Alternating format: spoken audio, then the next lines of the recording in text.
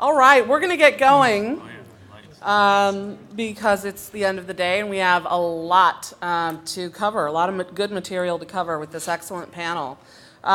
First, I want to just remind you all of the objectives for this session as we've sort of thought about what we wanted to accomplish today. First, we want to provide you with a more informed perspective really on the realities of the funding environment currently for devices. We want to increase your understanding of ways to more effectively navigate the fundraising process. And finally, this panel is really quite generous in what they share and just the degree to which they're really willing to share their experiences. So they're going to share some of their lessons learned over time about the fundraising process to better position you and your company for success. As we get started, I wanted to just take a quick pulse of the audience. And if you have started a company, can you raise your hand? Okay, lots. How many of you are currently funding? You've pitched to an investor. Okay. How many have already raised some money for your startup? Good. And then, do any of you just plan to begin fundraising in the next 3 to 6 months? All right. Great. Okay, so first of all, I wanted to just take a couple minutes. You know, Alan May did a great job of presenting printing the sort of landscape for medical device fundraising. And one of the things we're going to do is, you know, just as a reminder, we have, in terms of the seed round of investments, excuse me, you know, the early seed and early stage deals are down from 114 to 76 deals now, and just that's happened in the last couple of years. You know, we have some interesting data. Again, this is still really early, is not fully representative of the sector. Seems sort of at the surface to be encouraging for devices. However, we see that investment in life science, in the broad life science sector, has decreased significantly by 22%. And while VC investment in medical technology is up, Series A investments are still down, with only 11 deals in the first quarter of 2012, as Alan mentioned, which is quite striking. The other thing I wanted to do is just take a moment to look at the mergers and acquisitions activity. This data was presented yesterday by JP Morgan at the Wilson Sonsini Medical Device Conference. Far left, that's 1997, moving forward to 2012 so far. You know, this just gives you a flavor of the trends in the activity. The blue are the mergers and acquisitions. We see that M&As peaked in 2005 at 37 in med tech, and we're down to 20 in 2011. But there's, you know, this is sort of perhaps a good news, bad news, or at least, you know, something to watch in terms of the strategic investors. You know, while growth is stagnating, the cash reserves of the strategics are building, representative now of perhaps more than $50 billion. However, I think the far right column is interesting because it's important to note that more than half of these strategics have had changes in their senior management, and what that signals to us is just that it will take longer to make decisions, to make buy decisions, particularly if you're a startup looking to be bought by one of these strategics.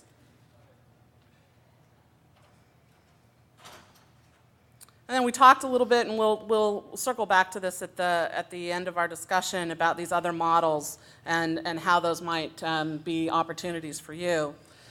The format for this panel is, first we're going to actually have the entrepreneurs and even the investor on our panel pitch to you. So it really is a way to introduce you to the audience. So first, I'm going to start with Sam Mazin and Akshay Nanduri. Sam is president of Reflexion Medical. He has his PhD in electrical engineering from Stanford, bachelor's in computer engineering from University of Waterloo. He's the inventor of the company's core technology, and he was also a Kauffman Entrepreneur Postdoc Fellow. His co-founder, Akshay Nanduri, is VP Biz Dev for Reflexion Medical, brings strong startup background in product management, technology commercialization, and software engineering, employee number 1 at a company that was sold actually to Research in Motion. MBA from MIT's Sloan program, and computer engineering master's and bachelor's degrees from University of Waterloo, presumably where they met. And then what I'll do is, as we go through these pitches, I'll come back and I'll introduce each founder or each panelist before they give their pitch, because that'll help with the story. Yeah.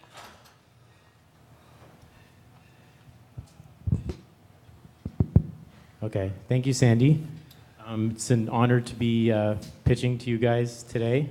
Somewhat, I don't know, more intimidating when you're pitching to founders, and I don't know why that is, but so I'll be doing the pitch. Akshay is going to talk about our funding story, but we actually met in high school, so we're even older friends, and according to the recent presentation, I guess we're doomed, right? So yeah, let me just take you quickly through Reflexion Medical. And what we're really doing. So this is a patient with early stage cancer. You see the tumor. This is a PET scan of that patient.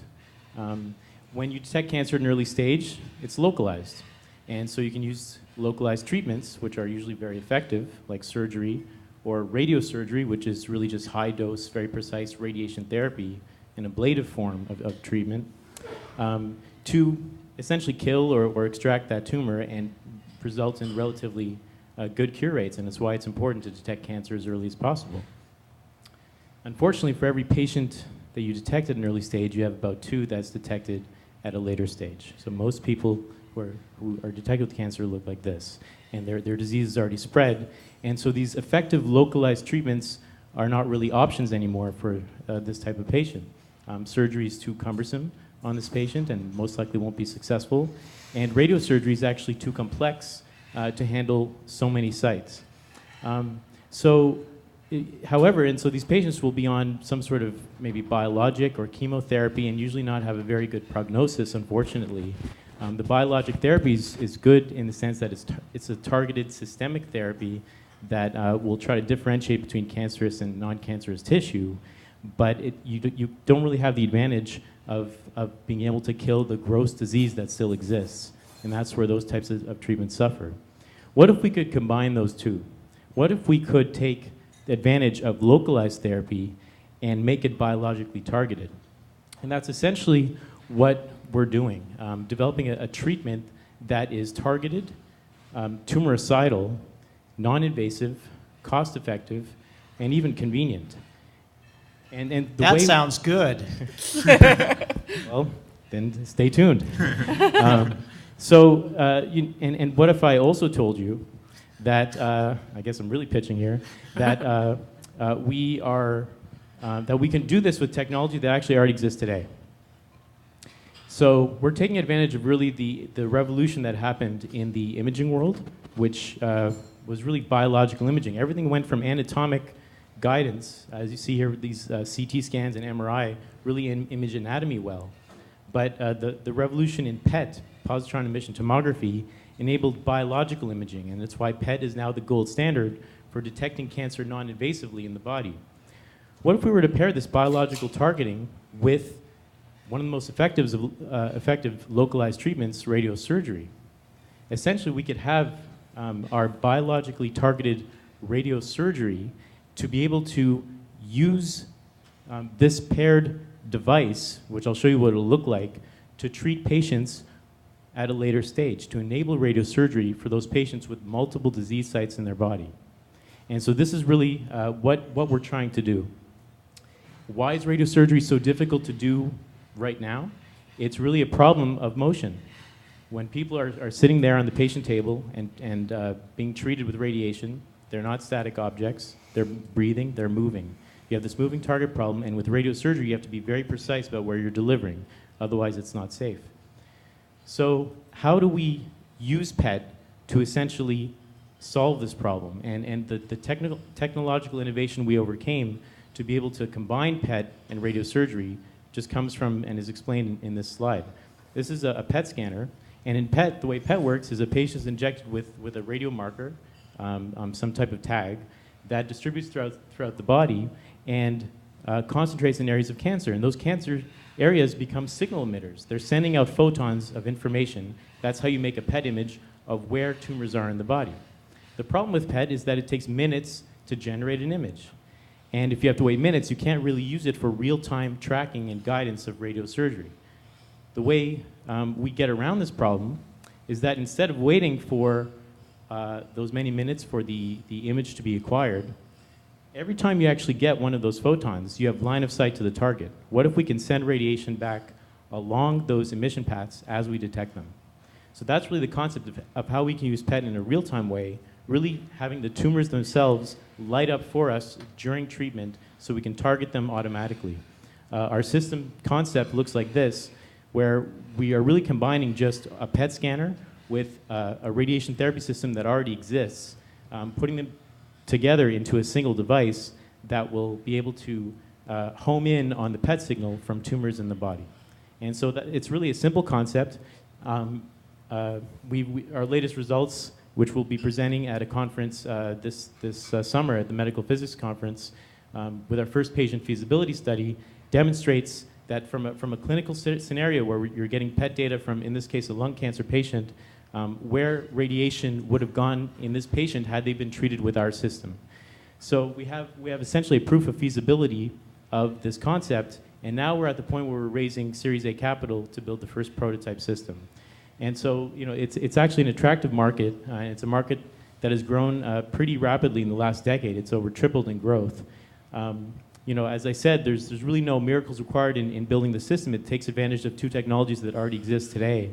The regulatory path is also fairly straightforward. All external beam radiotherapy companies have been 510K paths, not PMA.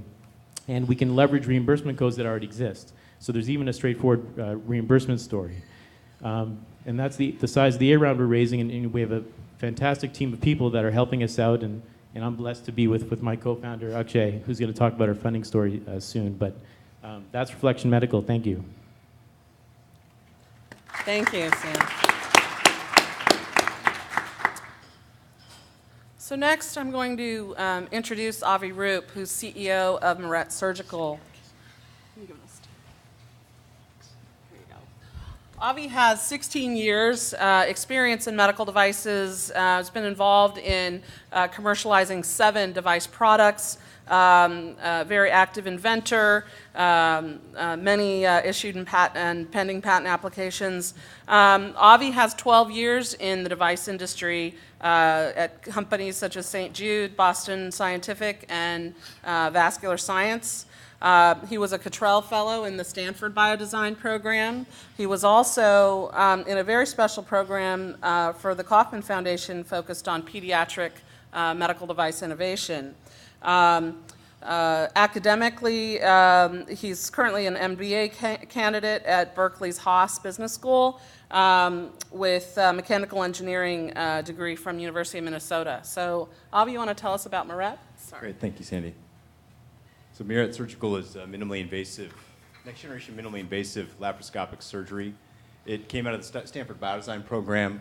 It's half funded by non-dilutive money and by angel investment that currently is in the form of convertible debt. We incorporated in 2010. The team is a combination of engineers, postdocs, and a surgeon, and currently we're advised by minimally invasive laparoscopic surgeons at Stanford and Northwestern. So what are we working on? It's about minimizing visible scar. Who cares? Well, patients actually care. There's a continued driving force to make standard surgical procedures more elegant, involve less pain, involve less scarring, and consume fewer resources. What's been happening to date, there's been surgery like natural orifice transluminal endoscopic surgery, transoral gallbladder removal, single port surgery, which Alan May was involved with, transumbilical surgery. People also use pediatric surgical tools. All of these approaches drive compromises that surgeons are unwilling to make. Either the procedures are too slow, They're too costly, or the safety profile isn't like what they're used to.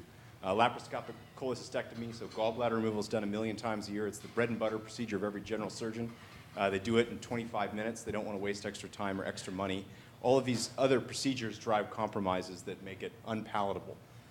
The next wave is percutaneous assemblable surgical tools, and that's what we're working on. So why does this stick with the market? Let's look at the stakeholders. What do patients care about? They care about a scar-free result, but they're not interested in giving up safety. Other methods of percutaneous surgery, no-scar surgery, drive higher rates of complications. The surgeons, they care about speed. They're used to doing things very quickly, and they're not interested in doubling the procedure time. In addition, they don't want to substitute something that is very comfortable to them. So we have to provide them surgical tools that are very familiar and a process to complete the surgery which is very familiar. And then the facilities are making profit on things like gallbladder removal. However, it's very thin. Including or introducing fancy gizmos, better mousetraps that drive up the burden on the facilities is not going to work. Most of these procedures are done in outpatient settings, oftentimes co-owned by the physicians that do the procedure. What are we offering? The safest, the fastest, and most cost-effective way to do this. What we do is we assemble a pediatric surgical tool to a standard 5mm shaft. What we've invented is the only mechanism that preserves all of the tool feel that surgeons are used to. Every other system that has come before us drives some compromise in terms of that efficiency. And with that, thank you very much. Thank you. Thanks. So next, I want to introduce Amr Salahi. Amr is founder and CEO of a company called Maya Medical, which spun out of Shifa Med, an incubator that Amr also founded. Maya Medical was recently acquired by a Covidian. Amr founded Sadra Medical, which sold to Boston Scientific for $450 million in 2011. Formerly, he was vice president of R&D at Boston Scientific. He has extensive management experience via his engineering consulting firm, Sobek Medical, where he worked with key clients such as EPI, Cardiothoracic Systems, and Guidant. Amr is on the board of several medical device companies. He is a highly prolific inventor with more than 100 patents to his name. He has degrees in biomedical and electrical engineering from Case Western Reserve University. And Amr's going to tell us a little bit about Maya. Thank you. Go ahead and start the... Oh, you're going to go to the roadmap? No, well, we're going to go do the pitch, right? Yeah, just the pitch. So You're going to push the slides through? yeah, I didn't have the pitch slides. I just had the roadmap slide. Oh, that's what I sent to you. Okay. Sorry. It's okay. I'll just describe what we're Yeah. doing. So we had started a company called Apama Medical. It was an AFib ablation catheter that we've been working on. We had raised money through angels, and things were going okay, making good progress. We actually managed to get money from the National Science Foundation, and sort of in the middle of the process of raising money and talking to people, we became aware of what Ardian was doing. Ardian is a renal denervation company that sort of broke new grounds in terms of a new treatment using a catheter to ablate nerves, renal artery nerves that really can allow communication between the brain and the kidney. And we looked at their technology and realized, geez, our technology could do this better, faster. So we said, let's just make a change here. We quickly jumped on filing new patents and so forth, essentially put on hold the first project we were working on because the new opportunity was easier technology to develop, a much bigger market, and a much bigger appetite from potential partners, potential acquirers. And we shifted the team. We've been working in the house. I mean, that's something that we've been doing for a while. So the few of us, or just 3 or 4 of us, started working on Maya Medical. And because we already had a system and a process and a network of people we're working on, we're able to very quickly get into prototypes, get into animals, and start raising money. And raised money, developed the product. The product was essentially turning a point-by-point ablation procedure into a single ablation. So what Ardian does, they have a catheter that has an electrode on the tip of it, and they have to create a circular pattern, a helical pattern in the artery to ablate the nerve. So it's a tedious procedure and it requires quite a bit of manipulation on the part of the physician, and certainly not terribly repeatable. At least doesn't seem like it is. Didn't seem like it was for us. So what we were developing was a catheter that has electrodes painted on a balloon, essentially. And so what we did is we designed a balloon that has the circular pattern on it. And it's an irrigated system. So we quickly developed that and got into animals, demonstrated it, got into humans, got CE mark, and in the late stage of the process, sold the company. So that's the story. Great, thank you. So Amr has a really interesting model that he's going to expand upon more. After we do these introductions, we're going to go through and look at the funding roadmaps for each of these companies and get a better sense of what it has taken to get to this point. Any panel on medical device fundraising would not be complete without an investor. We have Mike Kaplan here, who's going to wear a few hats on the panel, mainly as agitator and as Sandhill Road sort of type traditional venture firm, and then talk about a new model that he's developed. So he's going to be playing different roles and just give him the benefit of the doubt here. Which is fine, because I'm generally schizophrenic anyway. There you go. So one of the important things in fundraising is to know your audience. You are the audience, but I'm also cognizant of the fact that it's about 20 after 4 on a Friday afternoon, and you've been here all day. So everybody at this point, please assume that the folksy story I was going to tell you now that had a really funny ending, that you've just heard it, and we're going to move on and kind of cover quickly what Altos Health is and why. So, you heard the gloom and doom from Alan a little while ago, and you can draw the parallel to, the forest fire, right? Big forest fire came through the industry in 2007, 2008, started to burn up a lot of the venture capital fund trees. But the nice thing about a forest fire is it leads to rebirth, and hopefully rebirth in a positive direction.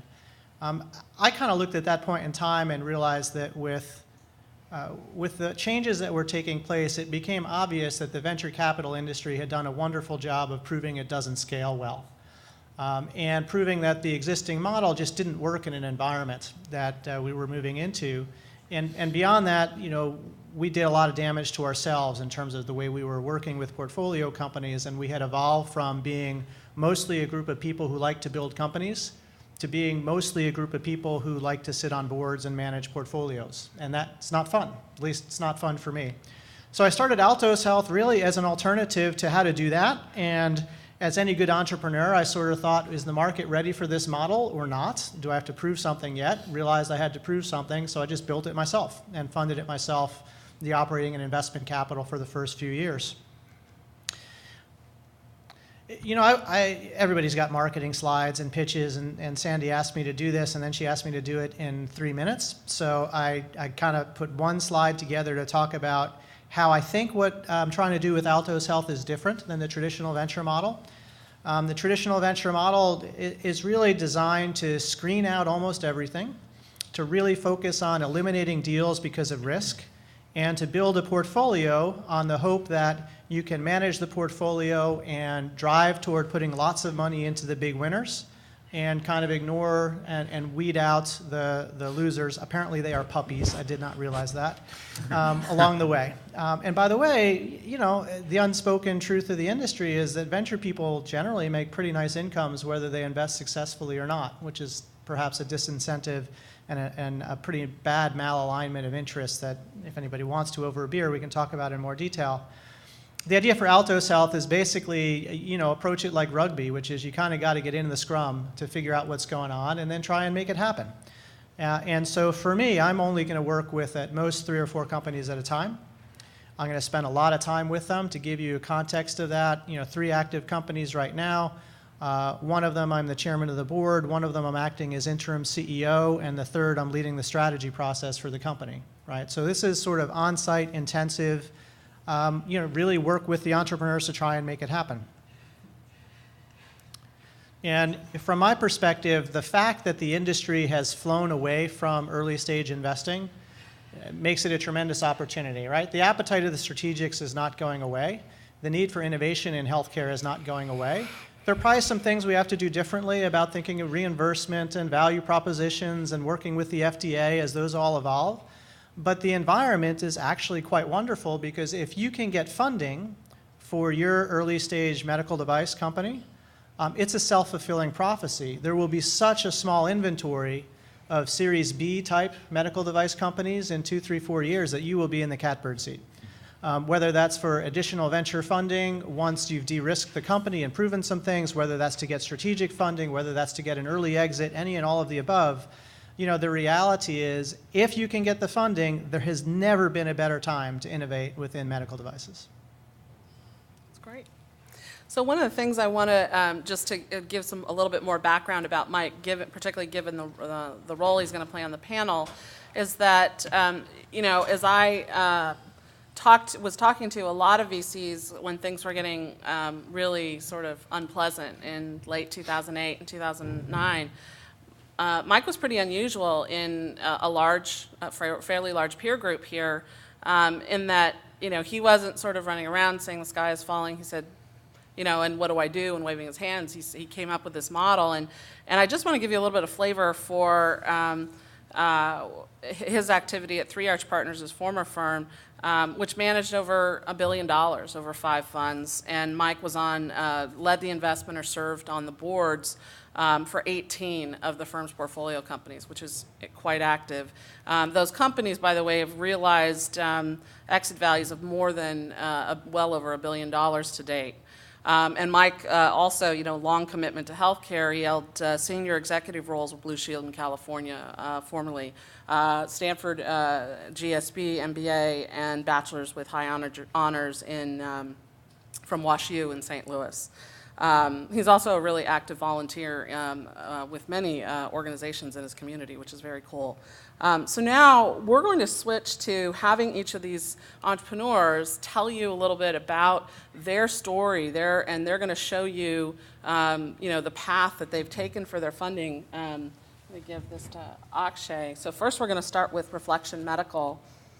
Sure, thanks, Sandy. So I'm going to get into how we got to where we are right now, and get into the nuts and bolts of the funding that we raised. So first, got it. Yeah, so first I'm going to start with a nice visual timeline. So Sam came up with the idea in late 2007, so like around early 2008. We filed for a provisional, or Sam filed for a provisional shortly after that. Then Sam got selected to an SIE program at Stanford, which is a great entrepreneurship program there. We incorporated on St. Paddy's Day, so every year we celebrate a lot.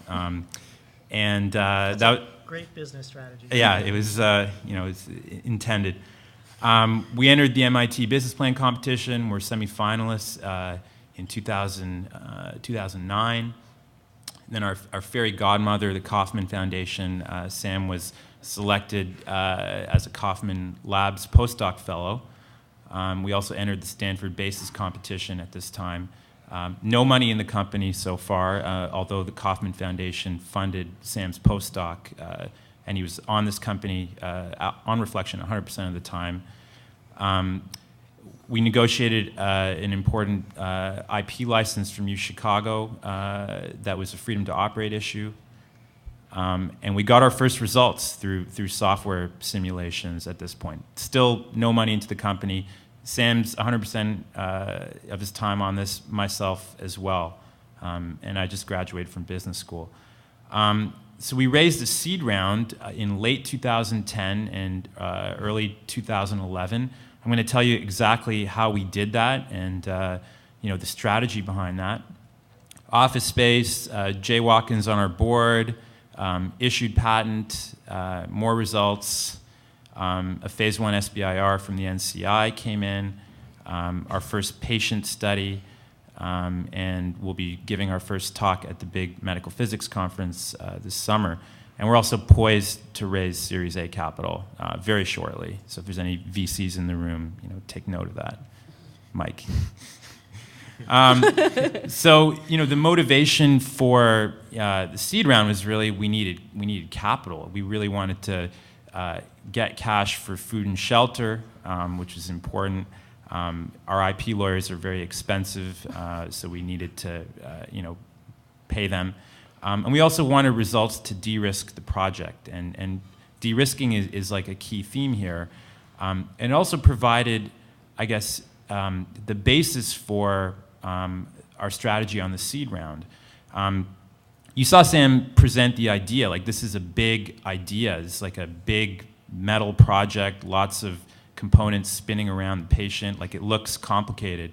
The first time, this is a funny story, the first time we presented the concept to Jay Watkins, we showed a picture of what the system looks like, and we were like practice pitching to him, and Jay said, don't ever show that picture again. It looks like you're going to launch this thing into space. So we really wanted to signal to the venture community that this is a big idea, that we're disrupting cancer treatment, that there's market acceptance for this, and there's some clinical potential. So what if we could raise the seed round exclusively from industry execs and entrepreneurs, our advisors and mentors, actual clinicians to get docs to put in money, and also cancer centers? And that was our strategy.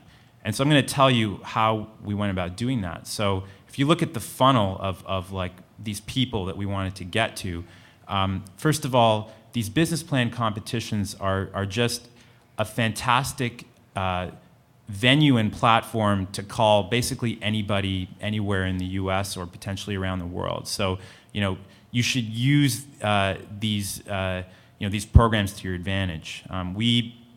I'd say we did about 30 to 40 clinician interviews during these business plan competitions.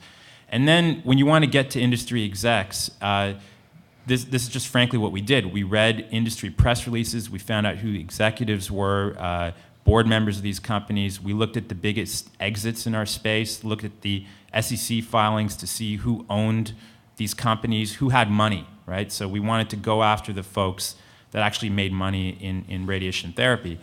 We used LinkedIn to get to these people. And then this is an interesting one. We also befriended a couple of industry salespeople who sold radiation therapy equipment.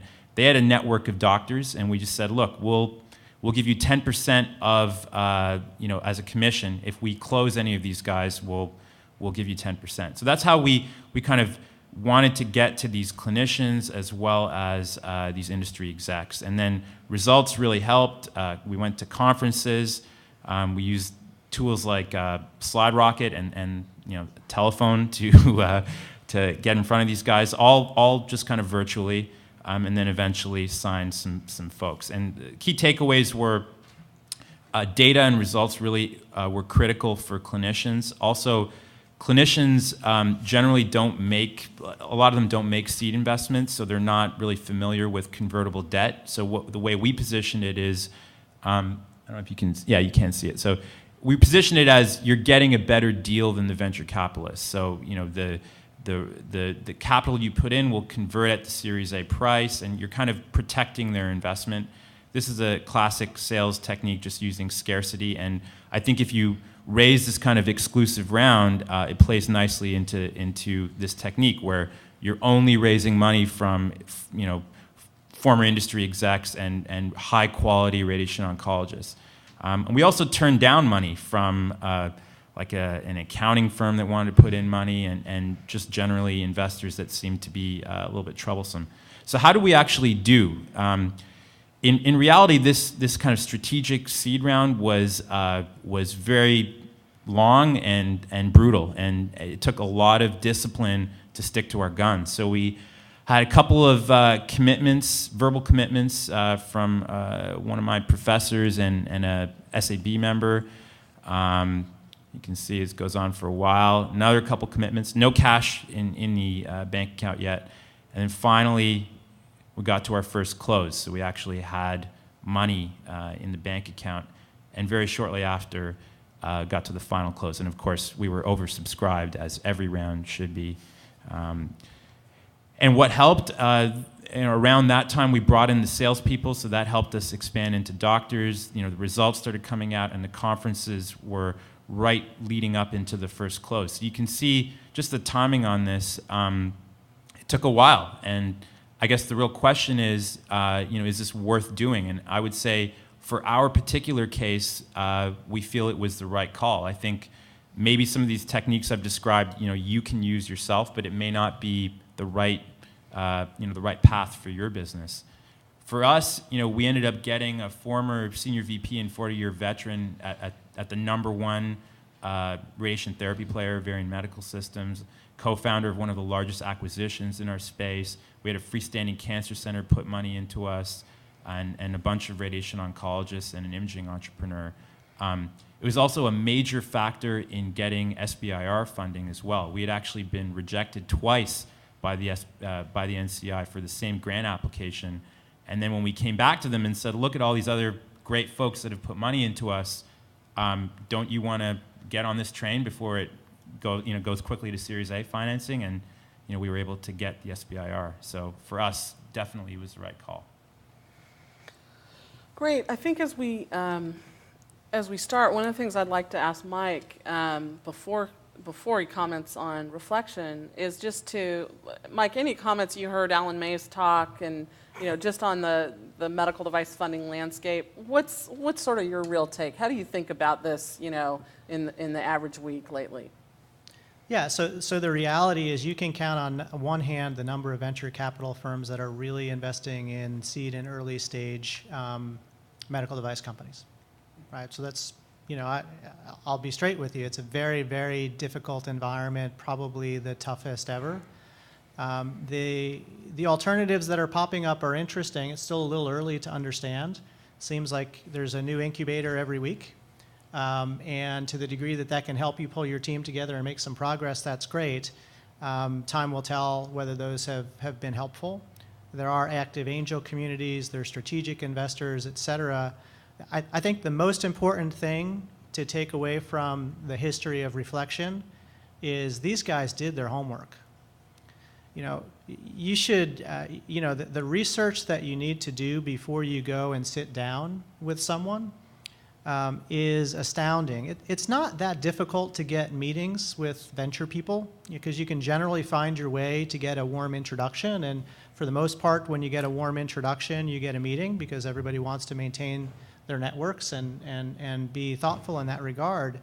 But if you walk into a conversation and you haven't done their homework to know, have they made other investments in this arena? Have they worked in the industry in the past? Do they have a bias one way or the other? Can you demonstrate a relationship between their investing style and what your company is trying to accomplish? I mean, if you can't tick off things like that going into the meeting and having done your competitive intelligence, then you're going to have a really challenging time. So I love the way the Reflection team approached this as a tactical effort to figure out who the right targets were, and then use shoe leather and energy and time to get that done.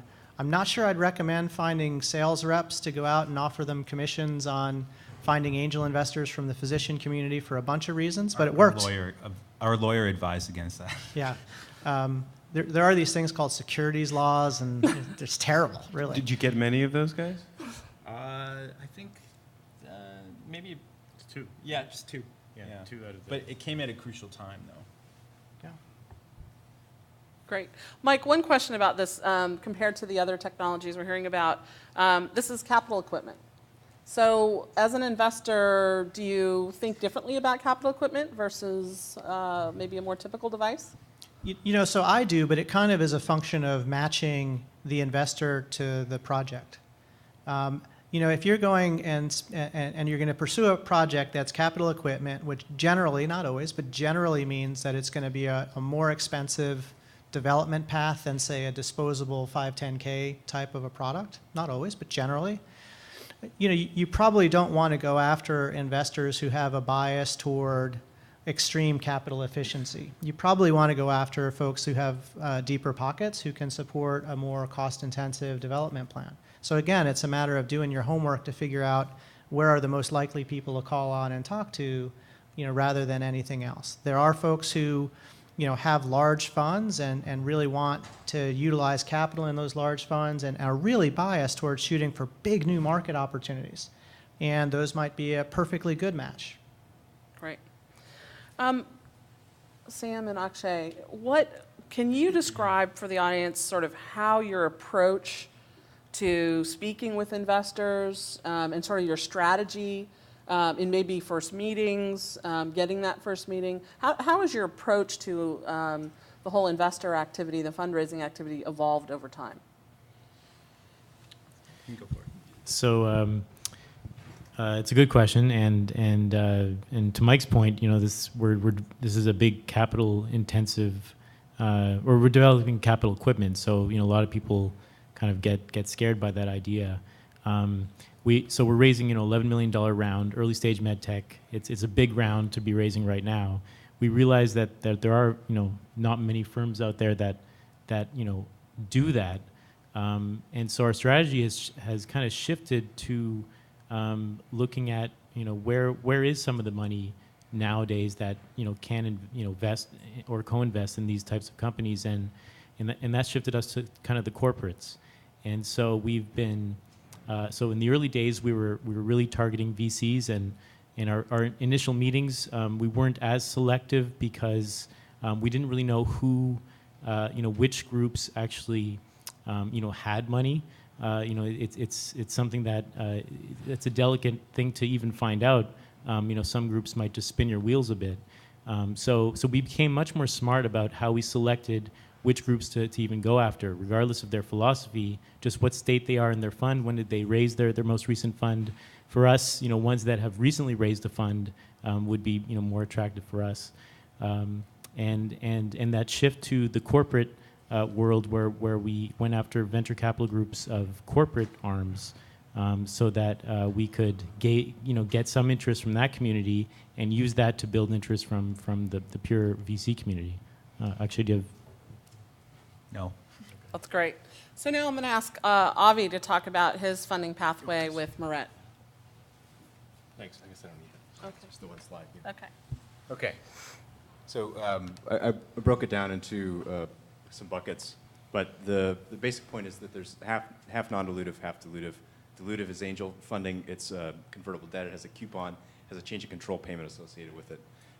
What that's allowed us to do is maintain a high level of equity for everybody on the team. The insight here is something that came out of some of the work that I was able to do with the Kauffman Foundation and my time in a big company. And the basic insight is that I don't believe you need to work on medical device specifically, for example, surgical tool innovation in necessarily an 80-hour-a-week format or a 60-hour-a-week format.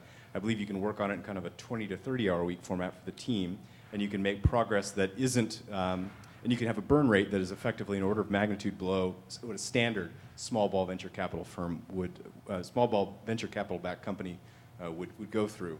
So, and I'd argue that then the speed is not an order of magnitude slower. Maybe it's half, maybe it's 60%. So there's a little bit of an arbitrage that's happening there. So how do we do this? We have to cover our salary.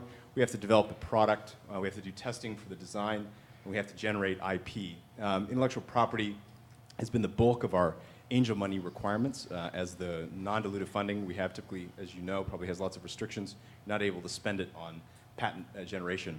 On the salary side, we were able to start off with fellowship salary that was part of the Biodesign program and the Kauffman Foundation. And then, in addition to the work we do on Moret, we do consulting. So I lead sales and marketing for another small ball venture-backed company. I work there 20 hours a week. I also work with a couple other surgeons doing consulting for their early stage ideas. It's a 60, 70-hour base, but that's sort of the entrepreneurial aspect of life. On the product, we were able to spend more of our non-dilutive funding on product development because that's what they like to see it spent on. So the bias is such that the angel money we raised is more heavily biased towards the IP. The non-dilutive funding is more biased towards the product. The benefit there is that the angels can very clearly see their money going to work on something that's tangible, that effectively they own and can sell down the road. And I think, to give a sense of the scales, those percentages are really a percentage of the overall, either angel or non-dilutive funding that went into the project. To date, we raised a finite amount of money with the angels to do specific things. That was demonstrate that the product works well, so we developed a second generation of our tools. We did a series of animal studies with strategics, and we've now got multiple strategics in process evaluating the technology. The hypothesis is that we understand the optional value of that information that they would come back to us with, and at that point in time, we will either raise more money to go further through the FDA, or we'll venture into some sort of partnership with a strategic. Great. That's where we're at. So one of the things I think with your approach here with Mirette, how many people in the audience need to or have licensed their IP from a university as into their company? So Avi, you're maybe a year beyond when you executed that agreement with for your IP with Stanford. Yep. You know, sort of a year into this process, what are some of your reflections about how, you know, some of the specific terms of the license sort of are impacting things going forward? Are you sort of generally happy with where things are and don't see any issues where you're going to need to come back to the table to, you know, maybe do an amendment or something, or are you sort of eyeballing that as part of your strategy down the road potentially? We've already done 2 amendments. Okay. So yeah, it was hard. I mean, I'm no expert in IP licensing. It took us about a year and a half to fully negotiate the license and actually get it signed. And we did our best to try to understand all the business permutations that might exist for the intellectual property and try to create contingency plans and different scaled royalties and different scaled payments, but there was still actually more that we wanted to do as we've learned more about the value of what we're doing. And what we've been able to do is really amend within the basic structure, so it's actually adding more granularity. I think that's been an easier sell than trying to say, well, we were going to pay you $100,000, now we're going to pay you $10,000. It's more like in this scenario, if this happens, we need to provide more structure. So it did take a long time, and I think the other tricky part is raising. We were able to raise angel money before we had the license in force or really negotiated.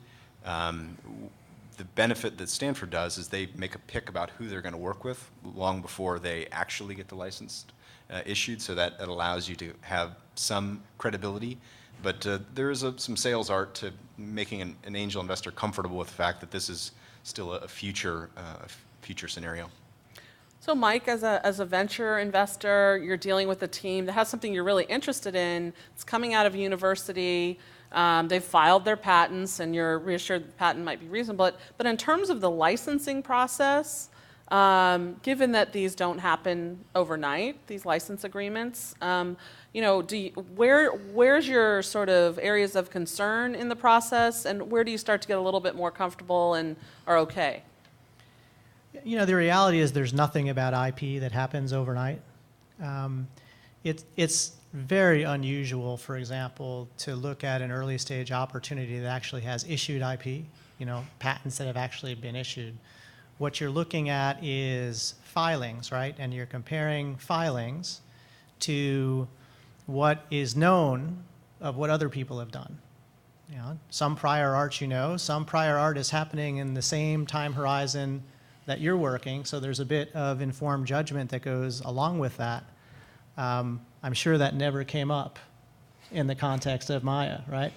And so licensing is just sort of one more component of the IP. It's not a positive, it's not a negative, but it is an indicator of how thoughtful the team is. So if you, for example, are licensing something from a university and are trying to do that on your own, without the advice of good patent counsel who has been through not just IP issues in the past, but has been through IP out-licensing negotiations with the university, and ideally with the university that you're out-licensing from, you know, that is a very high sign of credibility that you're taking it seriously, you're getting the right people around you to help you out. And so it's an indicator of the team more than anything else. Okay, great. Amr, can you tell us a little bit about your journey here with Maya Medical? So we had our angel investors in the first company, and basically they had all invested. They were all convinced of the first opportunity, the AFib. They're all physicians, physicians or industry. There was no VCs, true angels, people who knew what they were investing in. And when we decided to shift, they also recognized the opportunity. Some of them were hard to track down, and we really wanted all of those guys to reinvest in a new company because we didn't want to inherit any liability. This was really important for us, even if they invested a tiny bit more. And we made it very compelling for them to do so. So we gave them, what we've done for the first company, for Apama, was convertible loans. You put money in the company, ultimately we convert it to Series A, you get some advantage. So the early investors get the 25% warrant, whatever it is. At Series A, there's new investors that come in and they just get money for they get shares for the series in the Series A. So it was hard for us it was very important for us to get those guys all in, and eventually we got them all in, and we got new investors. And we got it through a convertible note at the beginning and then turned it into Series A within a short period of time. So that first sort of bump that you see was the first close, probably like the March of 2011. That was the close, the first close of Series A. So we probably took a little bit more money in April and a little bit more in May to complete our Series A. We had done our first animals. It certainly looked reasonable. Our chronic animals were essentially cooking along. And we were continuing to go around the same track. We were, in some ways, we wanted money from VCs, in some ways we didn't. I mean, it was pretty obvious that getting VC money is not easy. The thing that we were doing was strictly, certainly at the time, it was strictly an OUS play. The IP that Ardian had in the US was very strong, and we were thinking this was going to be very difficult for us. We kept developing our technology, which is an RF-based balloon, as we said, and we developed a second strategy to really address the US market simultaneously. At one point, it was outside the company, it was part of the incubator. Eventually, we pulled it in. And we did go to talk to some VCs, but we were hoping that we could actually get an exit without really getting a lot of money, because once you get money from VCs, you raise so much money, the return multiples required to satisfy your new investors and board members and so forth would be very difficult. It's hard to sell a company, if a VC just invested some money and only is going to get 2 or 3x, well, that's not that interesting. It's going to, you got to keep it going for a few more years and get me my 4x, 10x, or whatever it is they're trying to do. So it was sort of one of those things. We sort of talked to them, a little bit of flirting with the VCs, but at the end really didn't go anywhere. They were not that interested. Of course, often VCs, at least in our experience, they take a long time to catch on to something new. All of a sudden they all catch up, but only a few really catch up early on. They're, I really think of them as there's a group think that happens. Lemmings. Is lemmings the word you're looking for? I was going to say that. So, convincing them that somebody can actually, start a company and sell a company based just strictly on European sales revenue was not easy. But we were convinced of it, and we convinced others. And the key people that we convinced, very similar to what you guys did, in that we went after people who recently had money, who had recently sold companies that we knew. It was essentially the personal network, not in some other industry, not in orthopedics. We went after people who were very familiar with the sort of thing we're doing, who were selling to the same customers. We went to physicians, even distributors. OUS distributors came to us, sort of a group of them essentially invested. Not a ton of money, but it just created a certain momentum that really helped us out. It was all personal relationships. Some people I never knew, but I knew somebody that knew them personally. It was all, and the pitch, I don't have the pitch slide here, but it was not that many slides. It was just a handful of slides with very little detail. Here's what we're doing, because we were lucky enough to be in a space that was very sexy. I mean, that's just clearly what won the day. And we were moving fast, and that we had a track record of doing that. That was also the key thing. So we were leveraging our prior relationships, our reputation, and so forth. And we did do other things like consulting and so forth during the period. We were also doing other companies. So, and we were very frugal. We didn't spend much money. Before we got started with Maya, for a year, we had 3 people basically with no salary. So, but this was very important. to me, what's really important is to allow the company, the technology, the idea to mature. And it takes time. It takes a long time. And you don't want money from anybody if you can afford it. Because when you get money early on, everything changes. The pressure is on. You have to perform. And sometimes you're really not ready. You have to let it mature, ferment. You really don't want to accelerate it in these early stages. Because you may change directions 180 degrees or whatever it is. So it needs to be, it needs to gather the proper elements, the proper foundation, so you can take it to the next level. We were lucky to be enough to be able to do that. We were able to do it fast, and then as soon as we sort of proved some important things, we really needed to get a lot of money because we were in a race. This was now so many competitors, and we had to really stay ahead of them. So up to that point where you sort of get everything going, now it's a race. But by then, we felt reasonably comfortable that we can actually get it to the end point, perhaps without raising a Series B. And we got a convertible note. We convinced others to give us money by just getting a 3x. There was a limit to how much they can get if they were to get sold. And the pitch was, look, this thing is going to get sold. You can make 3x very likely. And towards the end, we were running out of money. We were in the negotiation process. We raised an additional $1 million, so we're not hostage during that negotiation process. It was only 1.5x.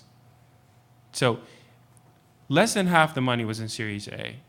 The rest was in notes that really was a very limited sort of upside. But of course, if we hadn't, they would have converted to Series B. But we never did end up going to Series B. We were lucky enough to be able to sell the company then. But it was purely, like I said, to me was, finding people who know your business, develop the relationship with them, and really engage with them, and especially if they just recently made money. There people are very generous during that very sensitive period. And if you can catch them just at then, it makes a big difference. And then there's a certain momentum that gathers, and you can leverage that. So I'm going to just follow on that. Amr, you have this sort of cadre of investors and advisors and so forth that you've cultivated, and you have these really critical relationships that you've developed.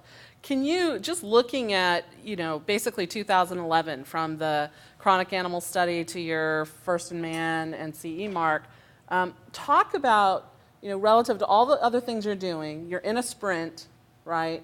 How much of your time was dedicated to just managing investor and your SAB and key communications? Oh, we were lucky enough. We had a board that was made up of myself and my two other investors and close friends, and Fred Khosravi, him and I have been working for a very long time, and Modesam Sirhan, both seasoned veterans in our industry. And we had only one board meeting. We just didn't have board meetings. We didn't have time for silliness like that. We talked on the phone, we got together, and it was all about business and getting things done and how to do the next thing. I spent a lot of time dealing with money. It's a pain. It's a major pain, but there's nothing, you have to do it. There's no escape. And I never stopped raising money. I never stopped trying to call, convince somebody or something like that. It's an ongoing process while we're, of course, running the business, doing things. Lucky enough to have two, other key engineers who are very good, 3 other people or whatever, who are extremely good at doing what they're doing. But of course, we had to work together, and we did. And it's all in the house. My wife was very patient up to a point. So we never had enough money either. We never had any more than 6 months worth of runway. Most of the time, less. At one point, we had to dig into the 401k sort of a thing. So, but then we got lucky. One of my companies got sold, so I was able to put some money in the company. And that made a big difference because I'm now putting my own money, and it really helps galvanize the other investors to step up. If you're putting this much of your own money into this thing, we know it's good. We're going to trust you and that sort of a thing. So it's about convincing others. It's about the relationships, and it's a painful, ongoing process. In some ways, it's still easier than the VCs. I mean, when you have so many smaller investors, it can be painful, and it has to be managed. But the VC process is also painful, and arguably much more painful and much more costly. So not that I wouldn't do a VC deal, or I don't think that, but if you can get away without it, certainly that's preferable, and especially early on, because it gives you, there's certain breathing room that exists at that point in time to allow you to get it to the next level. Great, thank you. So in the interest of time, does anybody have any questions? Do you have any questions? We have time for a question. We nailed it, We obviously. did, obviously.